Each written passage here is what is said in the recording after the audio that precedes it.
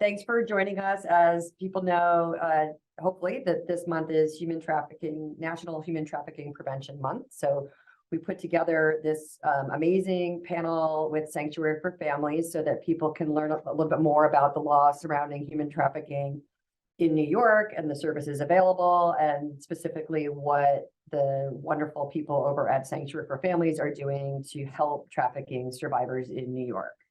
Our panel consists of Jessica Wind, I'm going to say it wrong, sorry, Abolafia, who's the director of the Anti-Trafficking Initiative at Sanctuary for Families. Kathy Liu, who is a staff attorney in the Anti-Trafficking Initiative.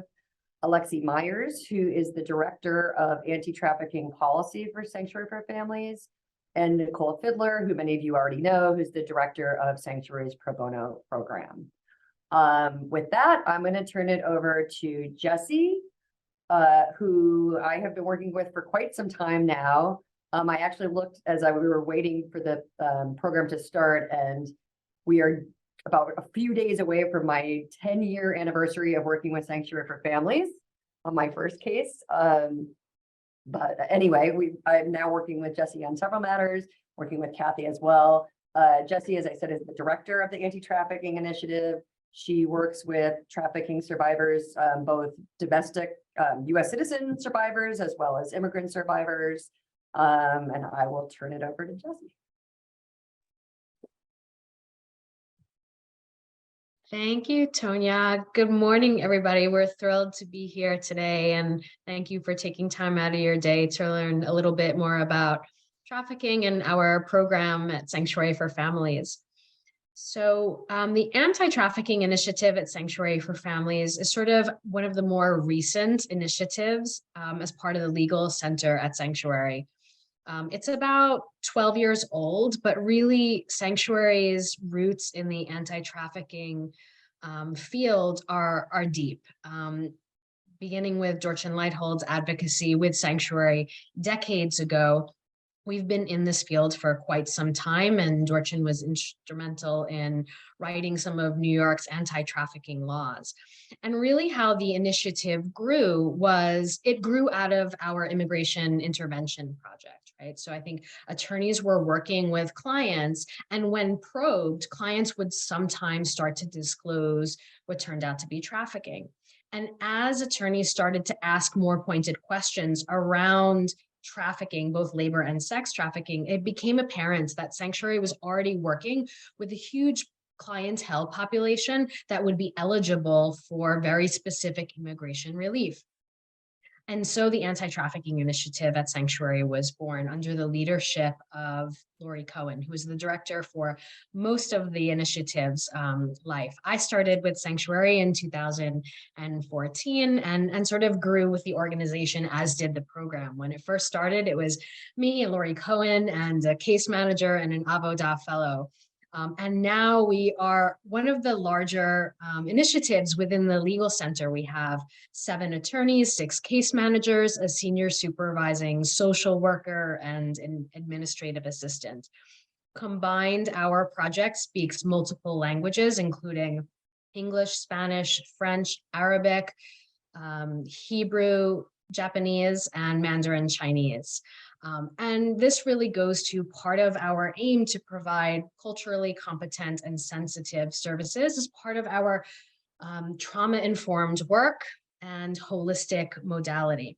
And so the idea at Sanctuary of having both attorneys and case managers was born out of the recognition that survivors of human trafficking have generally experienced a form of complex and compound trauma that really requires a unique type of service.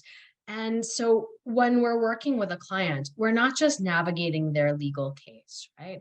We're really honing in on all of the services that a client needs to be successful in order to navigate that case with an attorney. So really one of the most crucial aspects of our work is with our case management team. And so these are sort of our frontline staff who are interfacing with our clients, sometimes on an everyday basis, to address issues of food scarcity, homelessness, access to medical and counseling, and really be able to support the survivor so that they may really be able to engage in their legal journey. And even when we're working with clients on a legal case, our aim is to provide trauma-informed services, right? So not just focusing in on the outcome, but really beginning to form a relationship and rapport with the client from the moment we meet them, and create collaboration so that they are completely engaged in their own legal journey. And that includes working with a client to figure out what their goals are, right? And then assisting them in that process in a way that's dignified and respectful and compassionate so that their experience is really healing and not just achieving excellent outcomes, which we aim to do, but really ensuring that the entire process is meaningful and empowering for that survivor. Part of our work is to really build out our legal practice. So as I mentioned earlier, this was really born out of the immigration legal world, right? So we were addressing the needs of immigrant trafficking survivors by being able to prepare T non-immigrant visas, right? But what we've come to see is that trafficking survivors have very complex legal needs. And we've worked since then to build out our legal framework and include practitioners who can wear a variety of hats. And I think that's one of the things that makes our project in particular really interesting. We're not honing in on just one aspect of legal practice, we're practicing multidisciplinary law. So in addition to immigration remedies, we also offer our clients services around criminal justice advocacy. So many of our clients are cooperating victim witnesses and sometimes large scale federal investigations or prosecutions. And so we represent our clients as cooperating victim witnesses, liaising with state and federal law enforcement agencies, DA's offices, US attorneys' offices in bringing cases against sometimes large international cartels or trafficking rings. Part of that advocacy includes seeking restitution for our clients. It also includes state level vacatur work. So for many of our clients who have a rap sheet, who have been arrested and accrued convictions during the time that they were trafficked, we're able to bring state level vacatur motions to clear their convictions. And this is such a key piece of achieving justice for our clients because it removes the barriers around housing and employment and also immigration remedies. And of course, we also assist our clients if and when they're arrested. So we'll collaborate with the defense bar and public defenders and the courts to ensure that our clients' outcomes in court are immigration neutral or immigration friendly, that their entire picture is being seen by the court. Recently, we've collaborated with the Empower Center. And so this is our next big development in our work in the Anti-Trafficking Initiative. So the Empower Center is a collaboration between Dr. Veronica Addis, who was a trauma-informed OBGYN running the Empower Clinic out of Gouverneur Hospital. And she and Ann Matheson from our clinical department at Sanctuary teamed up to apply for a grant to open what was the Empower Center. And this is a walk-in center for survivors of the sex trade who can access a suite of services, kind of like what's available at a family justice center. But in this case, instead of the entry point being law enforcement, the entry point is medical services. So a survivor can walk into the center and immediately receive medical services, psychology, psychiatry, peer care navigation, meaning someone with lived experiences supporting that survivor, case management, economic empowerment, and ATI comes into the picture by providing legal services and legal intakes. And initially, what we believed would be the case is that we would get a lot of immigrant survivors of human trafficking. But in reality, what we saw was a need for criminal justice and family law advocacy for our US citizen clients. And so we added an attorney to our team who's now practicing this multidisciplinary field of law of family law, ACS representation, and criminal justice advocacy, mostly for our USC clients. And this has been such a really exciting development. And so really the trajectory of ATI now is building out our legal practice and holistic services to really hone in on the unique needs of our survivors. And with that, I'm really happy to pass it on to my colleague, Kathy Liu, who can expand on some of those services more. Awesome. Thanks so much, Jessie. And thanks so much to everyone in the audience for bearing with us with our technological issues. I am Kathy. I am a staff attorney with Sanctuary for Families. I've been here for a little over 4 years now, so it's been quite a while.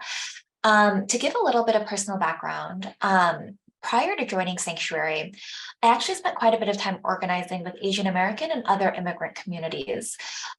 This was mostly on the West Coast. I worked on issues around transit justice, education, ethnic history. So in total, I spent over a decade working with API women and families. And so when I came to Sanctuary for Families, I was really looking for a place that would allow me to keep working with Asian immigrant communities, particularly members of that community who are really vulnerable and oftentimes exist at the margins and places that are really isolated from nonprofit infrastructure and services. I think this is something that we see quite starkly in New York City. A lot of ethnic enclaves that develop that tend to be very isolated from major nonprofit service providers. And as such, I think you see a lot of dynamics in those communities that lead to exploitation. So I came to Sanctuary for Families because they had a really strong core of API attorneys who were really looking for groundbreaking ways to reach these communities and find culturally competent and tailored ways to serve them. To give you a sense of the numbers, over the past 5 years, Sanctuary for Families has served over 2,000 survivors with cases including victim witness cooperation, as Jessie spoke about, teen non-immigrant status, or the trafficking visa, as it's often known, Violence Against Women Act self-petitions for abused spouses of U.S. citizens or green card holders. We also assist with expungement or vacature of past convictions, with naturalization, and a whole host of other legal services. And as Jessie noted, we kind of started off with immigration legal services, and the vast majority of the trafficking clients we now serve still tend to be foreign-born. When you look at the stats, it's approximately 80%. And of this group, the largest sending country is China, followed by Mexico and then South Korea. And you really see a lot of racialized trends in these communities. Almost 40% identify as Latinx, 1 in 3 identify as Asian, and approximately 20% identify as Black. So we're very much serving a majority people of color population. So I've given you a little bit of the numbers, and now I'm going to talk a little bit about what we actually see on a day-to-day basis when we interact with clients and what they tell us. So I'll give you kind of a typical client story. This is an amalgamation of a few different significant trends that we tend to see. And I'll focus on the API community because that is the community that I tend to work the most with. So let's say that I have a client, and let's call her Fanny. So Fanny is a Chinese national. She has paid over $80,000 US to travel to the United States, which sounds like an astronomical amount of money, I think, to any of us. And she did so because she was told by the third-party visa broker / travel / labor agency that she could make back this amount of money in a matter of months doing restaurant work. So I'm not sure how many of us have worked in the service industry or in restaurants before, but I think clearly we know this is not the case. Fanny was told that she could actually earn over $100 an hour working in restaurants in the United States. And this is something that I think to us sounds really incredible, but to people like Fanny who have kind of grown up hearing stories about people who go to the US and really strike it rich, not so much out of the ordinary, especially for someone who was in dire financial straits and really is hearing something that they want to believe. So when Fanny comes over here, the bulk of her visa and travel fees was in the form of a loan from that visa broker. And she was expected to pay back a certain amount each month, which she thought was very reasonable given her $100 an hour wage from the restaurants. In this particular case, the broker coordinated with traffickers in the United States who picked Fanny up from the airport and then took her to various massage businesses where she was expected to provide commercial sexual services. So to give a little bit of background about Fanny, Fanny desperately needed funds at that time to support a spouse who was paraplegic due to a work accident, as well as her young son who was still a student. So once she was driven into $80,000 worth of debt, she would be returning to an even worse situation than when she started. So to take a few steps back, after learning about Fanny's situation, I want to talk a little bit about trafficker tactics.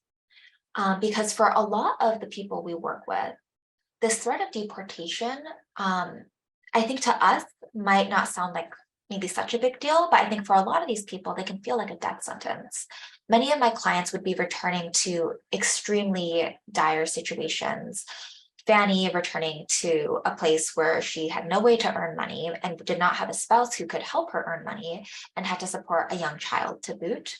I have other clients who are on the run from loan sharks in China who have threatened their family, who have threatened themselves personally with death, and other clients who have suffered other types of persecution in their home country. And the traffickers that they encounter in the United States are often very aware of these factors. So they're really skilled at playing upon these fears. And a lot of them will explicitly tell the client, well, I am a lawful permanent resident, or I am a US citizen, whereas you are quote unquote illegal, right? So if you go to the police, who do you think they're going to believe? And who do you think is going to be the one who ends up deported? Which can be an extremely effective threat, even though it's not a threat that is directly related to like violence or force. And then another trafficker tactic that I want to spend a little bit of time of highlighting too is customer violence. Because customer violence is actually a huge source of force that people often don't think about when they are analyzing trafficking situations. I think when most people think about trafficking, they think that any physical force involved must be directly perpetrated by the traffickers themselves, right? The traffickers beating the victims or tying the victims up.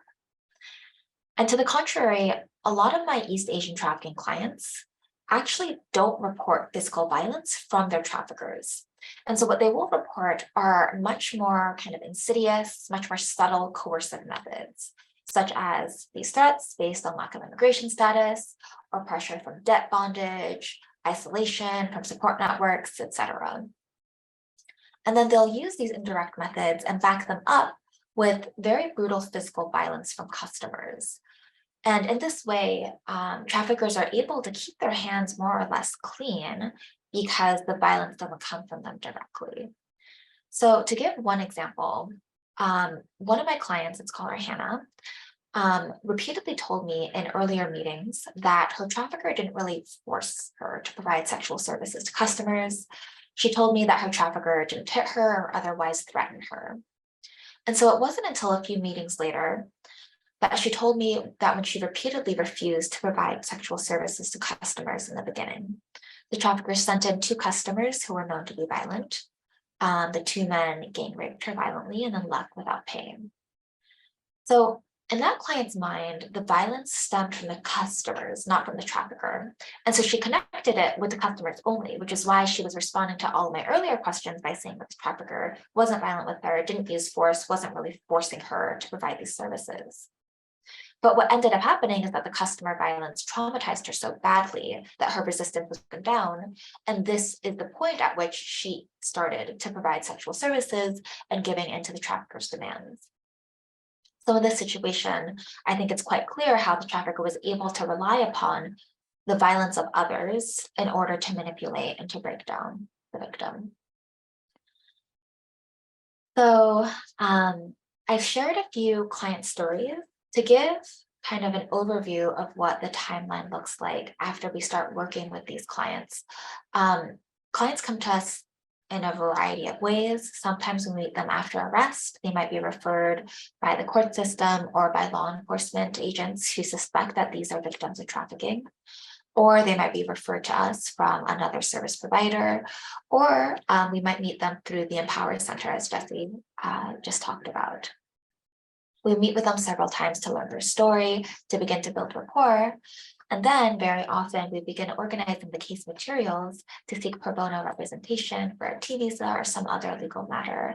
And this type of collaboration with pro bono firms really allows us to exponentially increase our capacity and serve many more clients than we would be able to otherwise. And then finally, I'll touch a little bit on the services that we provide. I know Jesse already spoke a lot about our legal needs, not just immigration, but also criminal justice advocacy, victim witness cooperation, post-conviction relief, various family law needs as well. But other than the legal sphere, we also have several case managers who help us provide more wraparound services, because victims are not just kind of people who only have legal needs, right? But oftentimes, especially after escaping from trafficking, have a whole host of other needs as well. And so our case managers are able to help our clients access public benefits and other supports. For example, one of our clients needed help with housing and rent payments, as well as applying for SNAP benefits for food stamps. And so our case management team is able to assist with all of that. We also have an in-house clinical team at Sanctuary that can provide culturally competent therapy and counseling for many of our clients who are in need of these types of mental health supports. Okay, so with that, I hope that you've been able to get kind of an overview of what we're able to provide and what we often see with our clients. I'm now going to turn it over to Alexi Meyers, who is our Director of Anti-Trafficking Policy. Hi, I'm Alexi Meyers. Thank you for having me here today. As Kathy mentioned, I'm the Director of Anti-Trafficking Policy. So I'm just going to give you a little bit of the legislative history of the anti-trafficking laws that we use all the time at Sanctuary. So in 2004, a group of organizations came together to strengthen trafficking laws that included Sanctuary, the Coalition Against Trafficking in Women, Equality Now, My Sister's Place, and now New York City. So that through this fierce advocacy over the next few years, these groups, which came to be known as the New York State Anti-Trafficking Coalition, were able to create strong, comprehensive anti-trafficking legislation that also provided meaningful accountability for those who sexually exploit the most vulnerable among us. That coalition still exists today. I co-chair it with Dorchen Leidhold and Marion Kendall, who's the executive director of the Lifeway Network. So the New York State's anti-trafficking law needed to have meaningful penalties, especially for those who exploit. It needed to have a comprehensive definition of trafficking to include the wide range of techniques that traffickers use, in addition to force. That's what Kathy was just talking about in her example with Hannah, who wasn't exactly being forced into her trafficking. So it needed to include other mechanisms like coercion, deception, debt bondage, drug use. It needed to provide for services, and especially for those who are undocumented immigrants, as you've heard today, the need for. So in 2007, the anti-trafficking law passed. It defined the crimes of sex and labor trafficking to include the myriad ways that traffickers use to prey on victims, which we just spoke about is much more than just the use of force. And it also defined and clarified what constituted promoting prostitution, which included at the time, which still includes sex tourism, brothel keeping, and both of those were really important at the time. It also imposed higher criminal penalties against both traffickers and sex buyers by raising the penalty for sex buying from a B misdemeanor to an A misdemeanor. This is really important as it acknowledges that every penny spent in the multi-billion-dollar sex trade comes from sex buyers, that they're really the economic engine of the sex trade, that they drive the whole market. And it also signaled to police who to focus on and who were the real perpetrators were. Lastly, the law provided social services for immigrant clients, and this was quite novel at the time. So moving on to another part of the legislation that was passed is the Safe Harbor Act. So for decades, child victims of sex trafficking in New York State were prosecuted as juvenile delinquents and placed in juvenile jails. This is hugely problematic for obvious reasons, and Sanctuary fought to change this unjust and traumatic situation for trafficked children so that they were acknowledged as victim. So in 2008, the Safe Harbor Act acknowledged that child victims suffer acute psychological trauma and that the patterns of treating sexually exploited minors as criminal represented a fundamental failing of the justice system. In 2015, the New York State Anti-Trafficking Coalition, along with Sanctuary, advocated for the Trafficking Victim Protection Justice Act that was passed in 2015. So it passed with the following provisions. It recognized that buying children for sex is child abuse. It strengthened prosecutors' ability to build cases against traffickers.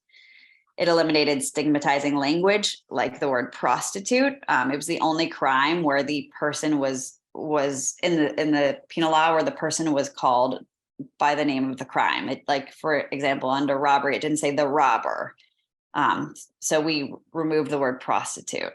It provided trafficked people with a defense against criminal prosecution for prostitution, and it improved victim access to social services. Then in 2017, we led efforts to pass the End Child Sex Trafficking Law. This took the onus off a child victim from testifying against their trafficker by removing the requirement to prove force. So this acknowledged that traffickers often don't need to use force against a child victim, but can use tactics like seduction. The trauma that children suffer as a result of sex trafficking and their terror of retaliation from their traffickers would often prevent them from testifying. This is something I encountered as a trafficking prosecutor often, and prosecutors would have to make the decision: is it worth this conviction or this case to put this child on the stand? So this was really important, and with a lot of advocacy by Sanctuary, it passed in 2018. Then we worked on a federal bill to deter online sex trafficking. This was known as FOSTA-SESTA, and the law was signed into law in April 2018. And after this, there was a report by Child Safe AI that reported that demand for online prostitution dropped 67% and the search volume 90% after Backpage was shut down. If I could answer questions about this law at the end if you have some, because it's a quite complicated, big piece of legislation, and you've likely heard a little bit about it. So moving on, in 2010, Sanctuary successfully lobbied New York government to pass and enact a historic law allowing victims of trafficking to vacate prostitution-related criminal convictions that were directly tied to their victimization. This was a historic law at the time because it recognized that these convictions should be vacated because the conviction itself was unjust.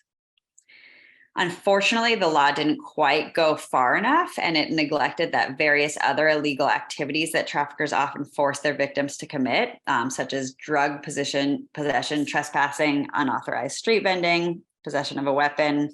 The list goes on. So last year, after many years of advocacy, our interim governor signed the START Act, which is a piece of legislation that enables survivors of commercial sexual exploitation to vacate their convictions that resulted from their exploitation. Sanctuary has filed scores of vacatur applications under this law. And I know Jesse talked a little bit about that, but we've witnessed a huge transformation in how it's affected their lives. This legislation was the first step in empowering survivors to exit the sex trade and to receive the crucial services that they need to start to move forward with their lives. We were also part of advocacy to repeal the loitering while trans law. This is a law that was disproportionately targeting trans individuals. It was unconstitutional. It was where police could just stop anyone for loitering for the purposes of prostitution. And so that was repealed last year as well, and was another step towards ending the arrest for people in prostitution. So all of the prior pieces of legislation were steps towards the equality model, which is an abolitionist approach that we at Sanctuary endorse. And it recognizes that prostitution and trafficking are inextricably linked, that it provides holistic trauma-informed services to victims, and it ends the re-victimization of people in prostitution and strengthens criminal and civil justice systems and responses to exploiters, buyers, and sellers. So in terms of the services, Jesse and Kathy both talked a little bit about the Empower Center. The Empower Center is based off of the equality model and was pioneered in Sweden. And in New York, we've done a lot of advocacy with NYPD. And because of that and the incredible work that my predecessors at Sanctuary have done, NYPD really has stopped arresting people in prostitution. And that's a huge step forward. But we really need to continue our advocacy to make sure that exploiters and buyers are still held accountable. So 2 years ago, we were part of the drafting of legislation with Senator Kruger and her team to introduce the Sex Trade Survivors Justice and Equality Act. And this legislation is really the result of collective efforts by survivors who have lived experiences both in the court system and in the sex trade. And it addresses the findings of direct service providers who work with sex trafficking and prostitution victims.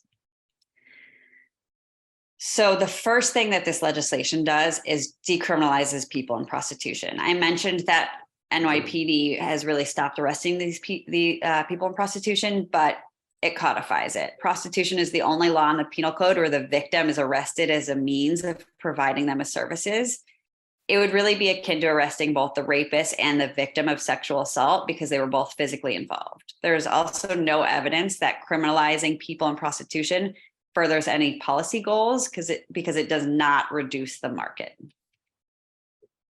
So next, the bill provides for services for people in prostitution by expanding the safe harbor laws from ages 18 to 24.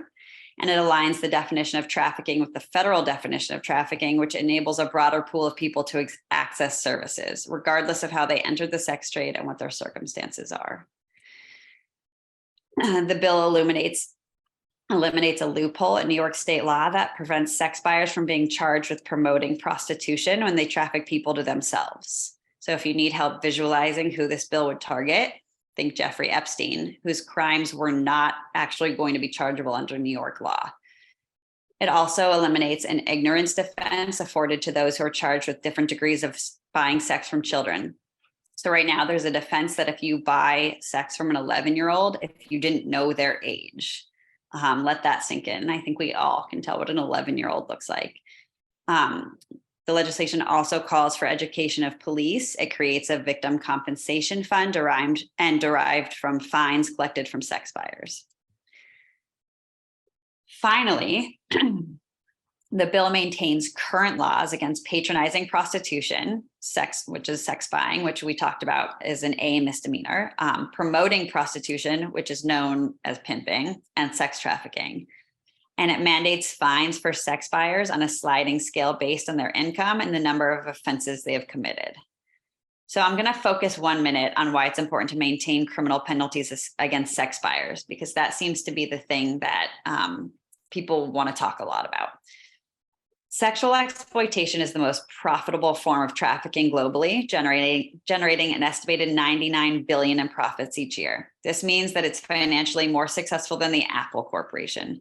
However, while this $100 billion a year is paid to traffickers, it's paid by sex buyers who knowingly or unknowingly use trafficking victims. From an economic perspective, if we want to stop trafficking and exploitation, we have to stop paying for it. The sex trade operates like any other business with supply, demand, and incentive for profit. So the purchase of sex, including from trafficking victims, incentivizes the harm caused by traffickers. Victims do not come to that transaction voluntarily, but through force, coercion, deceit, and therefore the sex is non-consensual and tantamount to rape. So in other words, buying sex from trafficking victims not only incentivizes exploitation, it is exploitation, and we really need to start seeing it that way. So if we hold sex buyers accountable, then we create strong societal norms about what conduct is and is not acceptable, whereas the opposite, decriminalizing sex buying, is effectively endorsing it. It helps police intervene and identify exploitation and trafficking by giving them authority under criminal law to do so. This is because trafficking and prostitution look the same. If you're law enforcement and you can't investigate some aspect of it, you're not going to find trafficking. And it promotes safety. For example, Canada, utilizing the same legislation that I just spoke about, after the introduction of the equality model, the rate of homicides of women in prostitution fell by 40%, despite the overall homicide rate in Canada going up. And in Sweden, where sex buying is illegal, there were no homicides of people in prostitution after the same period. Whereas in Germany, where it was legalized, there were over 140. So more than anything, numerous studies have shown that where sex buying is allowed, the rate of human trafficking is higher. It's really that simple. And it's the greatest reason not to decriminalize sex buying. Where sex buying is legal, trafficking is greater. I have some resources here that we can leave up for a second. Thank you, and sorry if it was confusing with my slideshow. Thank you, Alexi. I think we're going to go to Nicole. Before we do, I forgot to mention at the outset that for the lawyers who are participating, there will be CLE credit because of Alexi's presentation. So thank you for that. You're putting some law in here so that people get credit for their time. Appreciate that. And so Nicole, did you want to talk a little bit about how people at Wilson Sonsini can work with trafficking survivors and sanctuary attorneys? Sure, happy to. Thanks, Tonia. Hi, everybody. My name is Nicole Fidler. I'm the Pro Bono Director at Sanctuary. I hope I look okay to you all, because right now my screen is very strange, so I look a little bizarre. So if I do, I apologize. You look great, Nicole. You look great. Okay, thank you. Apparently, I've been having all sorts of tech issues this morning, including this camera right now. But in any event, I'm really happy to be here. Wilson Sonsini has been one of our strongest pro bono partners for quite some time. In fact, so Sanctuary works with approximately 60 pro bono firms every year. And Wilson Sonsini last fiscal year was actually the 7th largest donator of pro bono hours out of all 60 firms. So Wilson Sonsini donated nearly 2,500 hours of pro bono service to Sanctuary, which is huge. I mean, that is a very significant number to us. And we're much smaller, I will say. Yeah. Now we're over 100 attorneys, but 2 years ago we were 50. I mean, yes, and that's insane, because a lot of the other firms a lot of the other firms we work with are like 500, 600 lawyers, and you are doing much more work than many of them. So we love our relationship with Wilson Sonsini.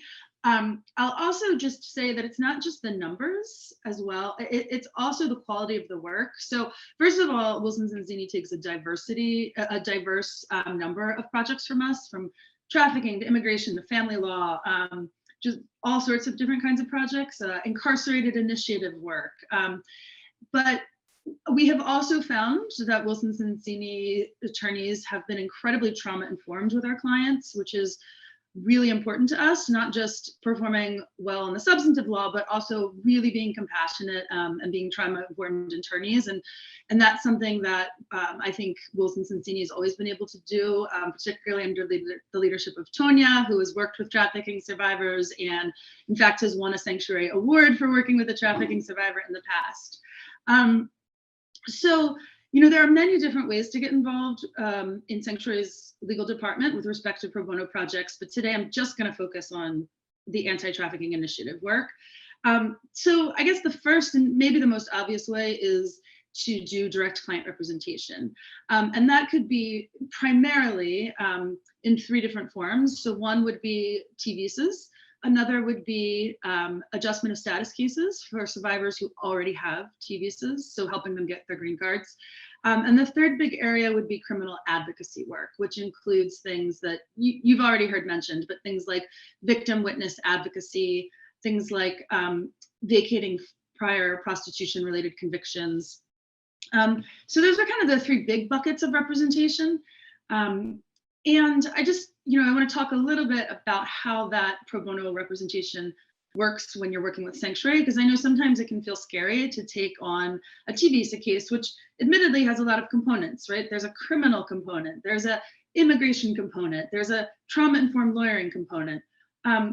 But so as you heard Kathy discuss, sanctuary really does a really fulsome and comprehensive intake before we decide whether this is an appropriate case to ask a pro bono firm to work on.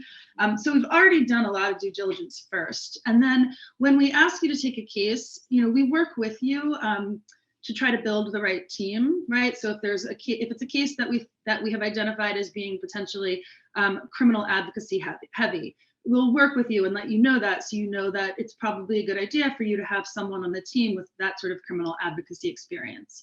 And then when you get the case, we have a ton of resources, right? So we run a password protected pro bono portal.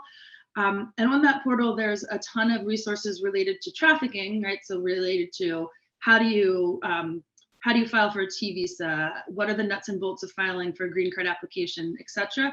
But we also have a whole section on trauma-informed lawyering and giving you tips and articles and other resources to make sure that you're really sort of comfortable with working with a survivor.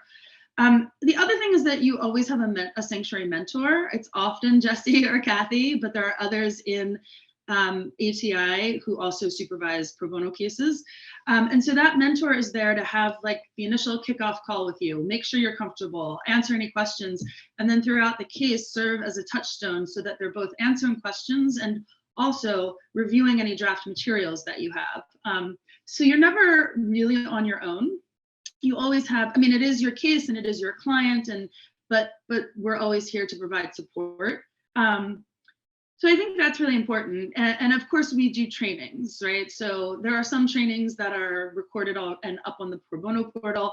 There are others that we're happy to come and do. So for example, we do a trauma-informed lawyering training and of course we also do substantive, T visa and T adjustment trainings.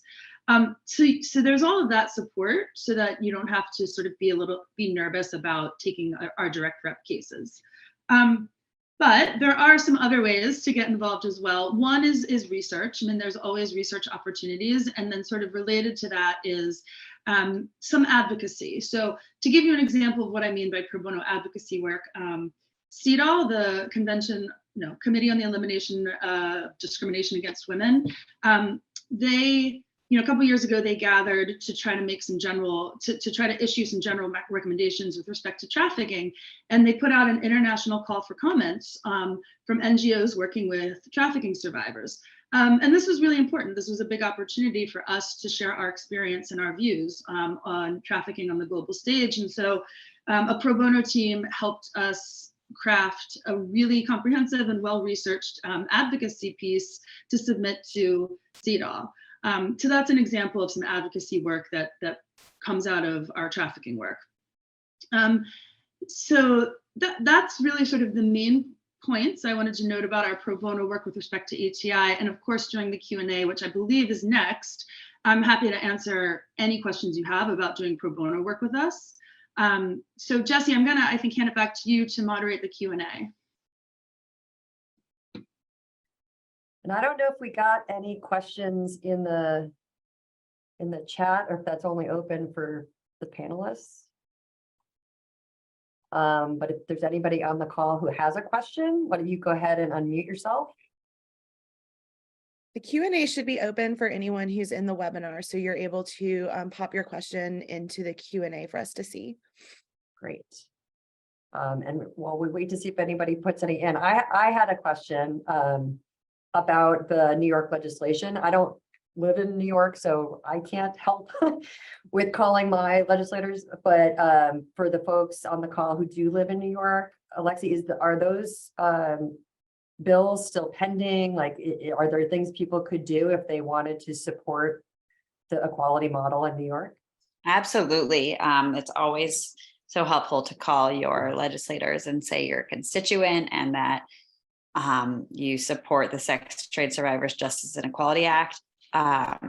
You could even see if they are a co-sponsor on the full decrim bill, and if they are, explain why it's dangerous to decriminalize sex buyers, exploiters, that you don't want to see brothels in your neighborhood.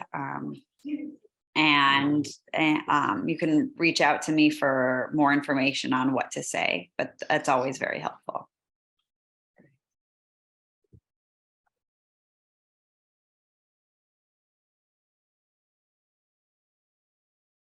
Okay, and here's a question. How do you connect with trafficking survivors to help them get services?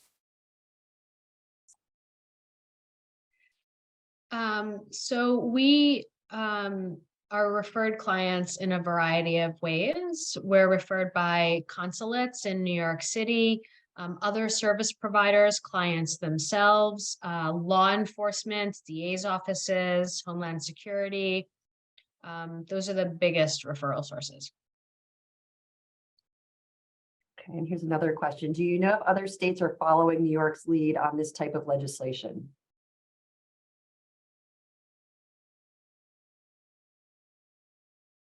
Jesse, I don't know if you know, if not, Alexi, do you know if other states are trying to pass similar legislation? Yeah, so legislation has been introduced, equality model has been introduced in Massachusetts, versions of it in Hawaii,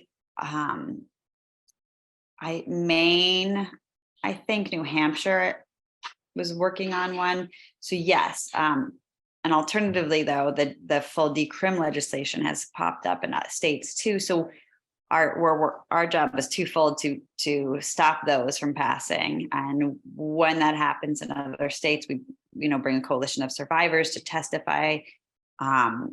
We had a really successful campaign against it in Washington, D.C. The D.C. Council was very close to passing a decrim bill that we brought busloads of people to testify against. So yeah, there's movements all over the country. Great. And I know we're at the hours. If anybody needs to drop, feel free, but if you can stay for the last couple of questions, that'd be great. Do you have tips on getting survivors that might be afraid of reaching out for services to get in contact with Sanctuary for Families? Sure. So I think something important that we do is community outreach. And prior to the pandemic, we had quite a robust community outreach program. We had an outreach manager. And I think spreading the word in communities is incredibly important, especially in our immigrant communities where the threat of deportation or the false or manipulative narratives that traffickers express to clients is always looming. So to the extent that we're able to get the word out that trafficking survivors have rights, even if they're undocumented, that our services are not connected in any way to courts or immigration or the police, and that what they communicate to us is confidential. But I think, in terms of getting the community involved, we always sort of side note that, we trust our clients that they are the experts in their own journey and that they know when the time is right and safe to access services. I don't know if you all have any other thoughts on that. Can any survivor just walk into the Empower Center? Mm-hmm. And would that be the best way? So if we're working with survivors that will refer to us from a different agency that does not provide the same level of services that Sanctuary does, and we think, for example, they could benefit from job training, is that what the best thing to do is say, why don't you go to the Empower Center?